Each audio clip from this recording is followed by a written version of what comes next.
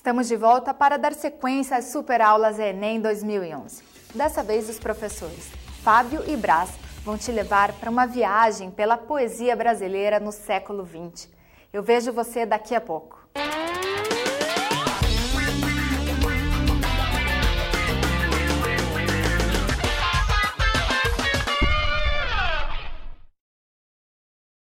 Oi, gente. Eu sou o professor Brás. Eu sou o professor Fábio. Estamos aqui para apresentar para vocês uma viagem pela literatura brasileira do século XX. Principalmente a poesia do século XX. Veremos uma visão geral da poesia e depois mais detalhes sobre os autores das principais obras, que são assunto constante nas provas por aí. E antes de começarmos com essa viagem pela poesia brasileira do século XX, vamos aos rudimentos da matéria, alguns conceitos, algumas noções básicas sobre a poesia. Bem, tradicionalmente, então, a poesia se enquadra no gênero lírico. Se você ouve um poema assim, por exemplo, eu faço versos como quem chora, de desalento, de desencanto. Fecha o meu livro se por agora não tens motivo nenhum de pranto. Você nota que é uma poesia porque há um predomínio da subjetividade, né? Fala dele, há a presença de um eu lírico, alguém que está se expressando dentro do poema, e porque é expresso em versos, métrica, rima, etc. E quanto ao plano formal, o plano da expressão, podemos assim dizer, nós vamos perceber duas grandes tendências marcantes na poesia brasileira ao longo do século XX. Vamos acompanhar essas duas grandes tendências aí na tela. A tradição. Então, veja, na poesia tradicional, há o emprego de técnicas convencionais de versificação. Por exemplo, a métrica é regular. Há uma contagem de sílabas rítmicas, métricas, a gente chama. Um verso alexandrino, por exemplo, é de 12 sílabas. Os decassílabos, 10 sílabas. Agora, é preciso prestar atenção porque, às vezes, a métrica não coincide com o número de sílabas gramaticais. Veja, por exemplo, o hino nacional brasileiro. Ouviram do Ipiranga as margens plácidas. 14 sílabas gramaticais. Se você vai cantar o hino nacional, você vai dar um ritmo. Ouviram do Ipiranga as margens plácidas. Não conta. Quando o verso tem 7 sílabas, redondilhas maiores, é uma versificação tradicional e popular. Minha terra tem palmeiras, onde canta o sabiá. Sabe? 5 sílabas, redondilhas menores. Ou seja, então, a poesia tradicional tem formas fixas, né? E a linguagem é mais formal, mais gramatical. Bem, e temos também as manifestações poéticas ao longo do século XX que se rendem mais à modernidade, buscam formas, então, mais inovadoras. Agora, na tela, você pode até acompanhar comigo algumas dessas características dessa poesia de feição mais inovadora. Há um emprego, então, de técnicas mais inovadoras. Há um uso de uma métrica mais irregular. Quando falamos de métrica irregular, nós vamos perceber que os poetas fazem uso mais dos versos livres. Versos livres são aqueles versos que não apresentam um número igual de sílabas métricas. Então, cada verso não vai ter aquela regularidade como, de repente, nos versos mais isométricos, versos regulares, como na tradição. Então, com o professor Brás, você viu também algumas métricas, decassílabos, redondilhas maiores ou menores. Já no esquema de versos livres, tudo isso aí é deixado um pouco de lado. Também vamos ter o uso dos versos brancos, versos sem rimas, versos em que você não tem um ajuste de rimas dentro de um poema. Enfim, nas formas rendidas mais à modernidade, você vai ver que os nossos autores vão fazer uso de formas mais inovadoras e a linguagem vai ser mais informal. Com relação ao conteúdo, né, há uns temas que são recorrentes na poesia brasileira do século XX. Por exemplo, um certo tributo ao classicismo, referência à mitologia, ou à religiosidade, principalmente no simbolismo, a brasilidade, que vem lá do século anterior com o romantismo e que é uma das características básicas da poesia moderna, um nacionalismo crítico, e a discussão sobre a própria condição humana, né, a situação do homem na vida e no mundo de hoje. Interessante também que, como um outro tema que pode se adicionar aos temas já citados pelo Brás, é que a própria poesia, gente, foi também um tema para a poesia no século XX. Então, a poesia é contemplada, o que nós chamamos de metalirismo, um poema quando fala acerca do próprio fazer poético. O que mais que podíamos citar? Ainda o amor. Amor sempre um tema obrigatório para a poesia de todos os tempos, de praticamente todos os poetas. E, finalmente, também vamos ter aquela poesia de protesto e de engajamento social, quando os poetas fazem uso da poesia para criticar, questionar a realidade de uma época, enfim, tocar o dedo nas nossas feridas sociais. Vamos ver, então, os principais momentos, os principais autores dessa poesia do século XX. Bem, de 1900 a 1920, ou seja, as duas primeiras décadas do século XX, nós temos um período que ficou denominado pela crítica literária brasileira de pré-modernismo, o que não veio a ser propriamente uma escola literária, um estilo de época, e sim um período de transição em nossa literatura. Porque justamente nesse período há uma coexistência de tendências de escolas literárias, né? Por exemplo, o parnasianismo e o simbolismo continuam a existir, uma forma de manter a tradição poética. Nesse meio aparece um poeta fora de série, fora de contexto, que é o Augusto dos Anjos, um poeta que ultrapassa até os limites da normalidade. Há também tendências inovadoras que são trazidas à baila pelas vanguardas artísticas europeias. Agora, de 1920 a 1930, nós temos a primeira geração modernista. Isso marcou o início do modernismo justamente com a realização da Semana de Arte Moderna de 1922. Pois é, Brás. Daí, com a Semana de Arte Moderna, há agora uma proposta de uma ruptura estética radical com o passado. Ou seja, agora chega o discurso de modernidade. Então, os nossos autores agora repudiavam o passado, gostavam de repetir gritos de ordem como "malditos sejam para sempre todos os mestres do passado". E a poesia agora rende este tributo à modernidade. A modernidade que se via presente nas coisas simples do cotidiano.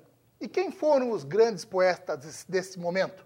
Temos que destacar aqui, entre vários, pelo menos o grande trio, aqui formado pelo Mário de Andrade, o papa do modernismo brasileiro, que além de ter sido um grande poeta, foi um grande prosador, tendo escrito pelo menos um livro sensacional, fundamental para toda a nossa literatura, para toda a nossa brasilidade, que foi o Macunaíma, o Herói Sem Nenhum Caráter. Tivemos também o Oswald Andrade, considerado o ponta de lança do modernismo brasileiro, com a sua poesia irônica, sintética, que gostava de debochar muitas vezes de toda a realidade, fazendo paródias também de textos consagrados da literatura brasileira. E, finalmente, o Manuel Bandeira, o pernambucano Manuel Bandeira, que foi uma espécie de linha independente do nosso modernismo. Por quê? Teve um início simbolista, lá com o livro A Cinza das Horas, publicado em 1917. Aos poucos foi se rendendo às conquistas modernistas, quando em 1930 ele lança um livro chamado Libertinagem, que traz um poema e que, a certa altura, ele nos diz assim: "Estou farto do lirismo bem comedido". Isto é, dá aquele grito, ó, cansei dessa poesia certinha, metrificada, tradicional. Porém, em livros posteriores, ele volta a abraçar também tendências mais tradicionais. Enfim, Manuel Bandeira soube fazer um casamento na sua poesia entre tradição e modernidade. Bom, e agora vamos aos anos 30. Vamos estudar um período na nossa literatura que vai de 1930 a 1945, que é denominado de segunda geração modernista, segunda fase do modernismo no Brasil. Foram os anos de ouro da literatura brasileira. Em nenhum outro momento surgiram tantos e tão bons autores numa mesma safra, numa mesma leva, como agora nos anos 30. Os anos 30 se caracterizaram por demonstrar uma maturidade formal e estilística. E como é que se mostra toda essa maturidade formal e estilística? Bom, principalmente com o reaproveitamento de algumas técnicas tradicionais. Na poesia, alguns autores, como Cecília Meirelles, como Vinícius de Moraes, voltam a adotar as técnicas de métrica, de rima, de estrofes. Mas mesmo assim, né, Brás? Há o prolongamento das propostas, das realizações e das conquistas de 22. Então, o que os autores fazem é esse perfeito ajuste, esse perfeito casamento. Então, se num poema o autor acha que vai funcionar melhor o uso de técnicas mais tradicionais, não há problema algum, ele faz uso disso. Em outros momentos, vai fazer uso de técnicas mais inovadoras, sem se falar também do que a linguagem também mais, às vezes, espontânea, um pouquinho mais livre de ditames tão rígidos, também continua a ser usada pelos nossos autores agora nos anos 30. Há também um engajamento nas questões políticas e sociais do seu tempo. Isto é, a poesia produzida nesse momento vai servir também para questionar a realidade, apontar os problemas, enfim, tocar o dedo nas nossas feridas sociais. Bom, ao mesmo tempo que temos essa poesia que se preocupa com o mundo externo, os poetas também vão fazer uma poesia falando sobre o mundo interno. Há essa vertente intimista, de sondagem interior, que questiona o ser, o estar, o fazer no mundo. Pois é a chamada corrente espiritualista, ou a corrente da revista Festa, de inspiração neossimbolista. A principal representante dessa poesia, claro, é a Cecília Meirelles. Faz uma poesia abstrata, mística, esotérica, muito musical. Além de outros poetas que entraram nesse ranking, né, da poesia intimista, mais individualista. Outros nomes dessa fase são os principais. O maior poeta brasileiro, talvez, é Carlos Drummond de Andrade. Uma poesia engajada, uma poesia social e, muitas vezes, uma poesia que questiona o próprio estar do homem no mundo. Uma poesia de cunho filosófico. Tá? E, claro que se inclui, entre eles, o poetinha Vinícius de Moraes. Agora, de 1945 aos nossos dias, nós temos a chamada terceira geração modernista, ou o neomodernismo. Temos agora em foco a linguagem, o trabalho com a linguagem, numa reformulação da forma de fazer literatura. A principal representante, a primeira representante desta geração, foi chamada de Geração 45, ou seja, um grupo de poetas que resolveu decidir que o modernismo tinha acabado e que eles tinham que retornar ao passado, ao rigor formal da poesia de antes da Semana de Arte Moderna. Bem, Brás, ele surge em 45, essa geração do Ivo, Marcos Conder Reis, e nos anos 50 já vem o grito também da modernidade, que vai ser o grupo chamado de concretismo, quando Décio Pignatari, Augusto de Campos e Haroldo de Campos lançam a sua poesia em novas bases. Vão aproveitar, fazer um uso agora da poesia numa estrutura verbivoco-visual. Agora o trabalho com as palavras em liberdade, eles vão acabar deixando de lado a noção de verso e a poesia passa a ser lida em novas perspectivas. O espaço em branco da folha de papel passa a ser valorizado também. Além do concretismo, tivemos outras manifestações poéticas também que vão nessa tendência da busca pela modernidade, inovação. A poesia praxis, que trabalha muito com o conceito também de permutação, comutação e convida aí o leitor a participar, a interagir com o texto. O poema processo, que é quase que uma espécie de radicalização da poesia concreta, quando eles vão trabalhar praticamente mais só com imagens. Ainda vamos ter depois a poesia marginal, aí da década de 70, com grandes poetas também, que produziam no primeiro momento de uma forma totalmente artesanal, aí representando toda uma rebeldia de uma época. E, enfim, outros movimentos também inovadores. Bom, e quem foram os grandes poetas neste momento? Agora fica até difícil trazer os maiores nomes diante de tanta gente que surge, por ser um período um tanto quanto recente, né, Brás? Claro. Mas com toda certeza o grande nome que surge aí é o poeta engenheiro João Cabral de Melo Neto. Podíamos citar quem mais, Brás? Ferreira Goulart. Ferreira Goulart. Helena Collodi. Helena Collodi, paranaense. Manuel de Barros. Manuel de Barros. Tiago de Mello. Tiago de Mello. O próprio Chico Buarque, o grande poeta. O próprio Chico Buarque com as suas canções que chegam a ser poemas, canções mesmo. Enfim, gente, são esses os nossos grandes poetas aí dessa terceira geração. E essa é a poesia brasileira no que ela teve de melhor ao longo de todo este século XX. Bem, vista agora toda essa teoria sobre a poesia brasileira ao longo do século XX, vamos à prática. Selecionamos alguns testes para você resolver conosco aqui. Agora aquele detalhe, gente. Procure prestar bastante atenção na leitura de cada alternativa, ver bem o enunciado, porque isso ajuda e ajuda por demais a você acertar as questões propostas, ok? Questão número 1. Manuel Bandeira não esteve presente à Semana de Arte Moderna, acontecida em 1922 em São Paulo, mas participou indiretamente com a apresentação de seu poema Os Sapos, lido lá pelo Ronald de Carvalho, que ridicularizava a poesia parnasiana. Assim, sua adesão se dá logo nos momentos iniciais da nova estética, primeira geração modernista. À vista do poema abaixo e do cruzamento de dados históricos com a produção poética brasileira do início do século XX, escolha a alternativa correta. Porquinho da Índia. Quando eu tinha 6 anos, ganhei um porquinho da Índia. Que dor no coração me dava porque o bichinho só queria estar debaixo do fogão. Levava ele para a sala, para os lugares mais bonitos, mais limpinhos. Ele não se importava. Queria era estar debaixo do fogão. Não fazia caso nenhum das minhas ternurinhas. O meu porquinho da Índia foi a minha primeira namorada. Vamos às alternativas sobre este belíssimo poema que relembra a infância de Manuel Bandeira. Letra A.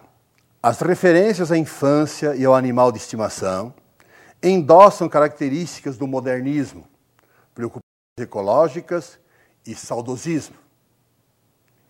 Bom, você percebe que há um engano aqui, porque o saudosismo não é uma característica típica do modernismo. O saudosismo é uma constante em diversas etapas, né, da poesia brasileira.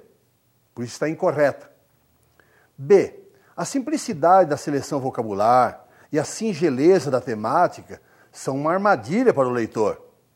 O presente recebido aos 6 anos não deve ser entendido como dado da experiência, mas como elemento simbólico, remetendo a questões de ordem metafísica.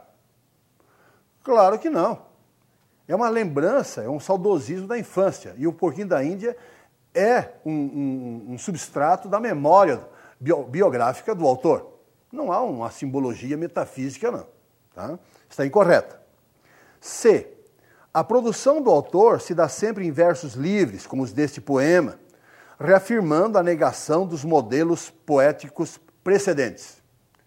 Nós vimos durante a aula que o Manuel Bandeira começou dentro, praticamente, da estética parnasiana, e até o final da vida ele vai render tributo às formas tradicionais da poesia clássica, com métrica, com rima, cada vez menos, mas nunca vai abandonar totalmente as técnicas tradicionais. Por isso, essa questão está incorreta. Letra D.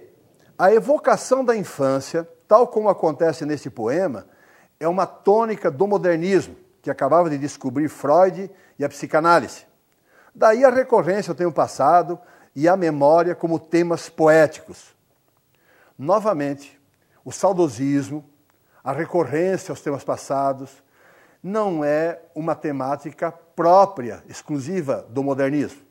Em todos os momentos da história da literatura, um ou outro poeta sempre vai colocar o saudosismo, as lembranças, como tema poético.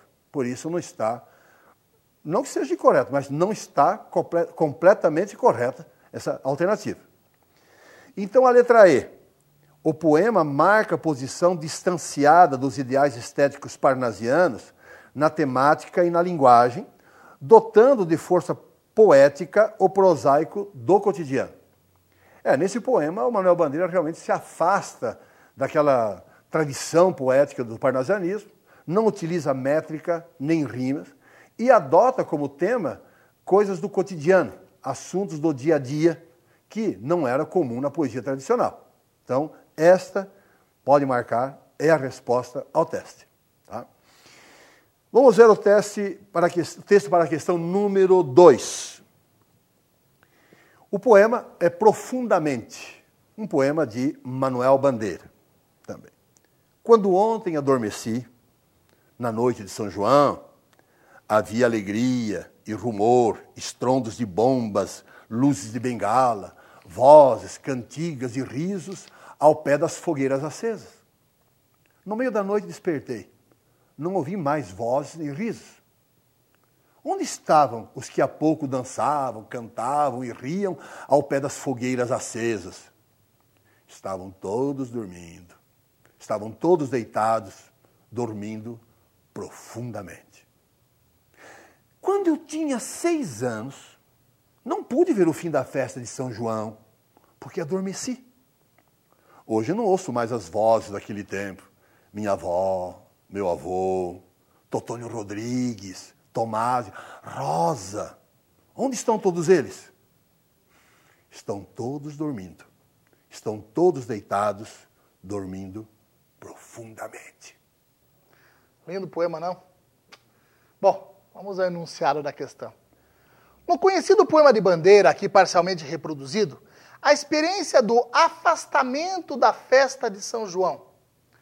Bem, vamos observar que tipo de afastamento que se deu. Temos um poema claramente de inspiração autobiográfica. Então, o eu lírico de Manuel Bandeira rememora a infância do Manuel de Bandeira.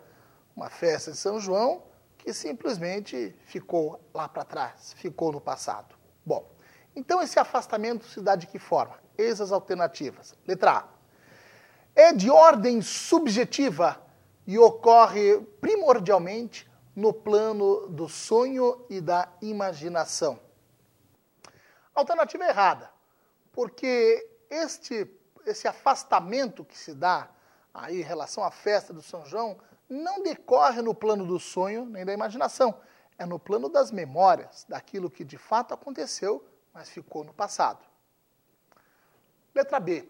Reflete em chave saudosista o tradicionalismo que caracterizou a geração de 1922. Bem, até podemos dizer que há um saudosismo nesse texto, como em muitos outros do Manuel Bandeira. Na questão anterior que o Braz respondeu, também nós tínhamos um saudosismo de infância. Mas o saudosismo não era uma característica estética do modernismo em sua primeira geração. Alternativa incorreta. Letra C. É um afastamento que se dá predominantemente no plano do tempo e encaminha uma reflexão sobre a transitoriedade das coisas humanas. Alternativa muito interessante e a alternativa correta. É um afastamento que se dá no plano do tempo, pois ele se lembra daquilo que aconteceu quando ele tinha 6 anos. Então aí há um universo de vários anos de distância entre agora o presente e o passado. E ele traz tudo isso aí por meio de suas memórias, refletindo também sobre a transitoriedade das coisas humanas. Aquelas pessoas que já estavam dormindo naquela época foram dormir porque a festa de São João acabou.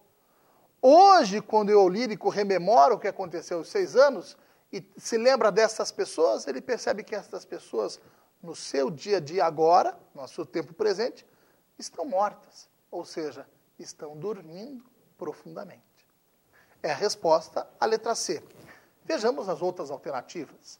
Letra D. Assume uma feição abstrata na medida em que evita assimilar os dados da percepção sensíveis, registrados pela visão e pela audição. Totalmente incorreta. Veja que na alternativa ele fala de luzes, ele fala de sons, então é um poema que se apoia até mesmo nos sentidos. Falsa alternativa. Letra E. É figurada poeticamente segundo o princípio estético que prevê a separação nítida de prosa e poesia. Alternativa completamente incorreta. Nós vamos observar que nesse poema há um tom prosaico, ou seja, é um texto escrito em versos livres, sem uma métrica regular, e é um tom narrativo até que se vê, nessa mistura de prosa e poesia, que era bem típica do modernismo em sua primeira geração. Vamos agora à questão 3, novamente da FUVEST São Paulo. Acompanhe a leitura do texto que vem na sequência. De certo, a gente daqui jamais envelhece aos 30, nem sabe da morte em vida, vida e morte severina. João Cabral de Melo Neto, Morte e Vida Severina. Neste excerto, a personagem do retirante exprime uma concepção da morte e vida severina, ideia central da obra, que aparece em seu próprio título. Tal como foi expressa no excerto, essa concepção só não encontra correspondência em alternativas. Bom, o título da obra Morte e Vida Severina gera um contexto de visão da vida nordestina. O Severino sai lá do sertão e caminha em direção ao litoral em busca da sobrevivência. E nessa trajetória ele vai se encontrar com todos os tipos de morte possíveis. E no final haverá o nascimento, né, de uma criança que relembra um pouco o Natal. No meio de toda aquela negatividade da morte, do sofrimento, no final vai ter uma mensagem de otimismo, de futuro na vida. Tá? Aqui nesse texto, quando ele diz, de certo a gente daqui jamais envelhece aos 30, nem sabe da morte e vida e morte severina, tem as alternativas dizem assim, morre gente que nem vivia. Há uma referência explícita à morte e à vida. Nós vamos assinalar a alternativa incorreta, né? Então, essa está de acordo com o texto. B, meu próprio enterro eu seguia. Há uma referência à própria morte na trajetória dele do sertão para o litoral. C, o enterro espera na porta. O morto ainda está com vida. É uma vida morta, vida e morte severina. Letra D, venha seguindo o seu próprio enterro. Repete a mesma ideia, né? Ou seja, essa caminhada, o retirante praticamente vive de teimoso, porque está seguindo praticamente o próprio enterro. E letra E, essa foi morte morrida ou foi morte matada? Aqui ele foge do conceito da travessia da morte e vida severina, porque é um detalhe num diálogo do Severino com duas pessoas que estão transportando um cadáver. E ele só pergunta, essa pessoa foi morta, morreu naturalmente ou foi assassinado? Então, nessa questão, nessa alternativa, nós não temos uma referência direta ao conceito da obra e do título da morte e vida severina. Há um detalhamento só da forma de morrer, né? A morte violenta praticada contra aquele cadáver que está sendo transportado para a cova. Tá? Então, letra E é a resposta. Vamos para a questão seguinte. Leia os poemas abaixo. O engenheiro. A luz, o sol, o ar livre, envolve o sonho do engenheiro. O engenheiro sonha coisas claras, superfícies, tênis, um copo de água. O lápis, o esquadro, o papel, o desenho, o projeto, o número. O engenheiro pensa um mundo justo, um mundo que nenhum véu encobre. Em certas tardes nós subimos ao edifício. A cidade diária, como um jornal que todos liam, ganhava um pulmão de cimento e vidro. A água, o vento, a claridade. De um lado o rio, no alto as nuvens, situavam na natureza o edifício crescendo de suas forças simples. Poema de João Cabral de Melo Neto. Segundo poema, pronominais. Dê-me um cigarro, diz a gramática do professor e do aluno e do mulato sabido. Mas o bom negro, o bom branco da nação brasileira, dizem todos os dias, deixa disso, camarada, me dá um cigarro. Sobre os poemas, é incorreto afirmar. Dois poemas bem diferentes, na temática, no tom, e também diferenciados no tempo. João Cabral de Melo Neto, como vimos, um autor da chamada terceira geração modernista, surge a partir dos anos 40. Já agora, Oswald Andrade, um poeta enquadrado na primeira geração modernista, no modernismo mais revolucionário. Bom, vamos às alternativas. Letra A. O primeiro poema contém um rigor formal e semântico, em que se percebem versos com a enumeração de substantivos sem o acompanhamento de adjetivos, o que é próprio do estilo de João Cabral de Melo Neto.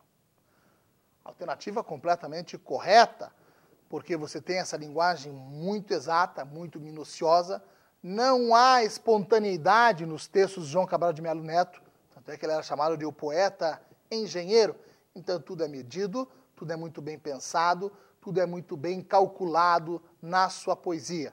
Então ele faz uso também de uma linguagem seca, direta e objetiva. O exercício que é a alternativa incorreta. A letra A está correta. Letra B. Predomina no segundo poema uma forma de expressão irônica, o que é um traço marcante da produção poética de Oswald Andrade, A exemplo de outros poemas do autor, como O Erro de Português e O Capoeira.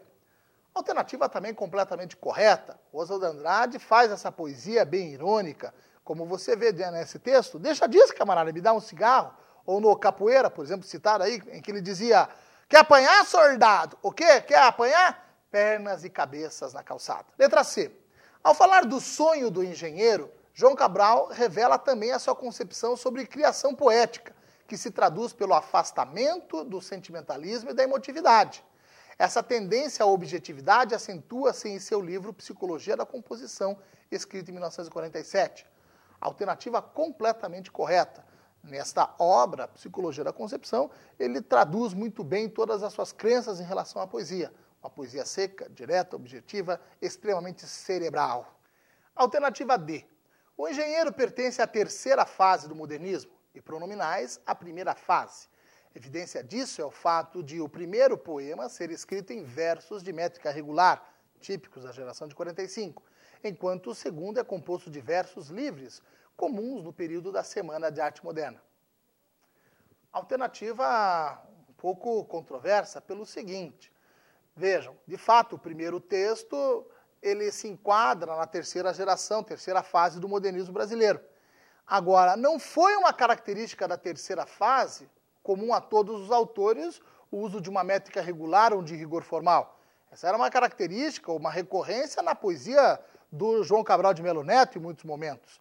Agora, se levarmos em consideração que nessa terceira fase surgiram movimentos como o concretismo, que nem com verso trabalhavam, então inviabiliza a alternativa D. Agora, o que se dizia em relação ao poema pronominais estava correto. Então, a alternativa D é errada, é a resposta do exercício. Finalmente, a alternativa E, temos o seguinte.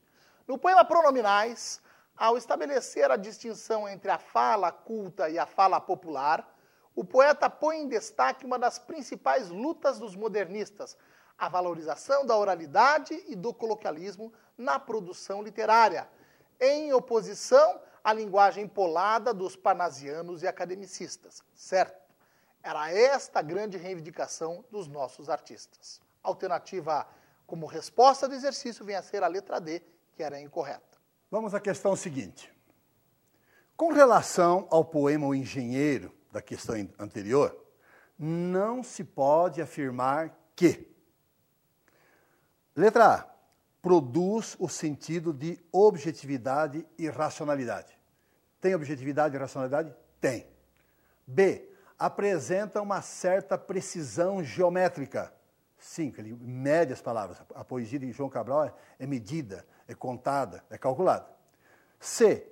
Apresenta princípios prosaicos, típicos da poesia do início do século. Princípios ou temas prosaicos são temas corriqueiros do cotidiano. Não é característica do João Cabral esse tipo de abordagem de temas do cotidiano. Tá? Então, essa que está errada não se encontra naquele poema O Engenheiro. Letra D. Apresenta forma equilibrada com o uso cuidadoso das palavras. Outra forma de dizer que é uma poesia eminentemente técnica. E letra E. Não apresenta descrições intimistas. Também está correto porque a poesia de João Cabral é anti-sentimento, anti-intimismo. Vejamos agora a questão 6. Bom, o El Paraná. A questão seguinte refere-se ao texto abaixo. É o texto que você está vendo agora. Essa formação fluvial, pluvial, fluvial, pluvial. Bom, vejamos agora o enunciado e como vamos resolver a questão. Sobre o poema acima, considere as afirmativas. Primeiro, o poema explora de modo simplista a linguagem poética, já que é composto apenas por duas palavras. Bom, colocar num teste uma crítica à composição poética já denuncia um erro. Não é uma composição... Se está num teste vestibular, se é de um autor famoso, não é uma composição simplista, é uma técnica chamada concretismo. Então, essa não vale, está incorreta. Item 2. O poema apresenta uma simetria que revela racionalidade no ato da composição, pois há uma relação de verticalidade com a chuva, né, pluvial, pluvial, de cima para baixo, e de horizontalidade com o rio, fluvial, fluvial, fluvial. Correto, né? A forma do poema é que gera o significado do poema. Terceiro item. O poema aproveita-se da semelhança sonora entre as palavras com significados diferentes, fluvial, pluvial, que, entretanto, não são independentes do poema, tanto que eles se cruzam, a certa altura do poema, o pluvial e o fluvial se cruzam, uma palavra, aproveitando letras da outra palavra. Correto. O poema apresenta a abolição do verso, correto, colocando em destaque o pictórico, o desenho, correto, o sonoro, fluvial, pluvial, fluvial, né? E o verbal, o jogo das palavras, fluvial, pluvial. São as características da poesia concreta, correta. Então estão corretos os 3 itens últimos, 2, 3 e 4. Resposta C. Questão número 7. Leia os 2 excertos a seguir. Quando nasci, um anjo torto, desses que vivem na sombra, disse: vai, Carlos, ser gauche na vida. Poema de Carlos Drummond de Andrade. E, segundo, quando nasci, um anjo esbelto, desses que tocam trombeta, anunciou: vai carregar bandeira. Cargo muito pesado para a mulher, essa espécie ainda envergonhada. Vai ser coxo na vida é maldição para homem. Mulher é desdobrável. Eu sou. Poetisa Adélia Prado. Identifique as alternativas verdadeiras. Item 1. O anjo torto condena o poeta a ficar à margem, enquanto o anjo esbelto convoca a poeta a integrar-se nas lutas de seu tempo. Alternativa correta. Nesse poema do Carlos Drummond de Andrade, nossa principal voz poética da literatura brasileira, você vê, aí já de cara, traduzido nesses versos, um tema que é fundamental no Drummond, o desajustamento do indivíduo. O indivíduo que é colocado muitas vezes à margem de todas as coisas, mas com isso muitas vezes consegue projetar uma visão lúcida e precisa sobre a realidade. Já no texto 2, que dialoga evidentemente com o texto 1, você tem bem isso, a mulher convidada a participar das coisas do cotidiano. Item correto. Item 2. No universo poético de Adélia Prado, carregar a bandeira é tarefa difícil, porque a maior parte das mulheres se acovarda perante os homens, e isto as impede de entrar no mercado de trabalho. Alternativa errada, você não vê na Adélia Prado essa temática mais panfletária ou esse tom até um pouquinho mais agressivo, um pouquinho mais veemente. Adélia Prado faz uma poesia marcada pela leveza, falando de coisas do dia a dia, muitas vezes apontando para o papel da mulher, mas não de uma forma tão incisiva assim. Então, item errado. Próximo item, item 3. No universo poético de Adélia Prado, o cotidiano da dona de casa e a devoção religiosa afastam a mulher das lutas sociais. Item errado. Nós não temos em Adélia Prado, assim, uma espécie de poesia mais combativa, mais um tom veemente, mas também não temos uma poesia marcada pela alienação ou completo alheamento dessas questões do dia a dia. Portanto, o item que está errado. Item 4. O poema de Drummond é anterior ao de Adélia Prado, cujo título alude à relação entre os 2 textos. Item correto. O primeiro texto, do Carlos Drummond de Andrade, foi publicado exatamente no seu primeiro livro, Alguma Poesia, lá em 1930. Já esse texto de Adélia Prado faz parte de uma autora contemporânea que ainda está viva. E você vê aí, de fato, o diálogo com termos como anjo torto em Drummond, anjo esbelto em Adélia Prado, então há evidentemente esta relação. Item 5. Além de dialogar com a poesia de Drummond, a poesia de Adélia Prado dialoga com a obra de Guimarães Rosa. Bem, o diálogo com Drummond está evidente, até pela transcrição do texto drummondiano também nessa questão. E o diálogo com o mineiro Guimarães Rosa, grande prosador, também se vê quando o personagem Riobaldo, Guimarães Rosa, lá da obra chamada Grande Sertão Veredas, nos traz uma frase que marca toda aquela obra. Viver é perigoso. Viver é muito perigoso. Bom, então, vocês tiveram aqui uma visão de conjunto da poesia brasileira no século XX, Claro, pelo limite do tempo, a gente não pôde se estender muito, mas o essencial foi lá dos principais autores, né, de cada época. Demos exemplos de vários poemas, de várias formas. Pelos testes, vocês puderam confirmar o que viram. E claro que nos vestibulares nunca você vai encontrar só isso. Essa é uma colaboração que a gente quis dar para você, para você sair melhor ainda nas provas que você fizer pela frente. Tá? Os autores que nós apresentamos, né, são expoentes da literatura brasileira do século XX e, inclusive, estão exercendo a sua influência literária nos autores mais jovens até hoje. Apesar da diversidade de estilos, de temas, de técnicas, a poesia brasileira segue um rumo da criatividade.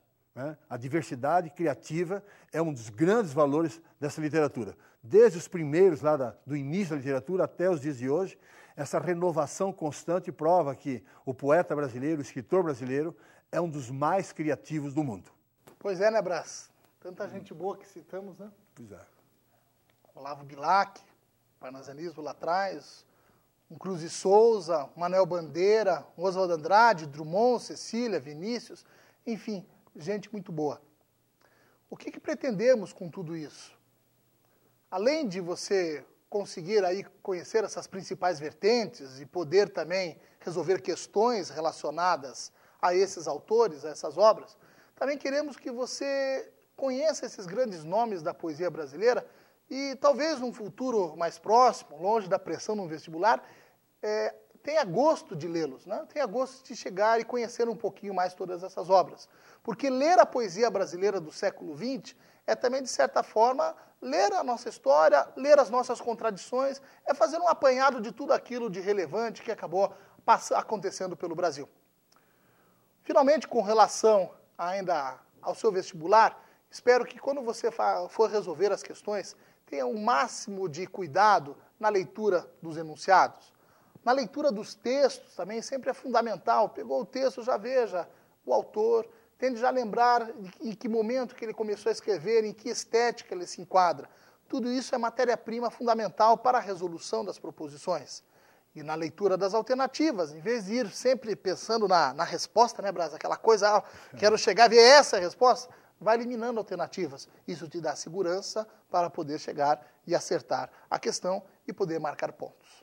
Espero que você tenha aproveitado ao máximo essa nossa aula e possa se dar muito bem em todos os vestibulares que você for fazer. Tchau, gente! Boa sorte!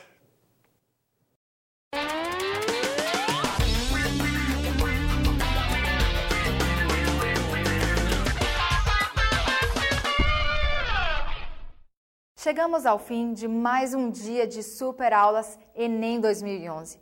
Essa parceria de sucesso entre o Sistema Positivo de Ensino, o Jornal Estadão e você. Sabemos que você relembrou muita coisa e que certamente vai relembrar e aprender muito mais no nosso próximo encontro, que acontece aqui, na TV Estadão. Fique ligado!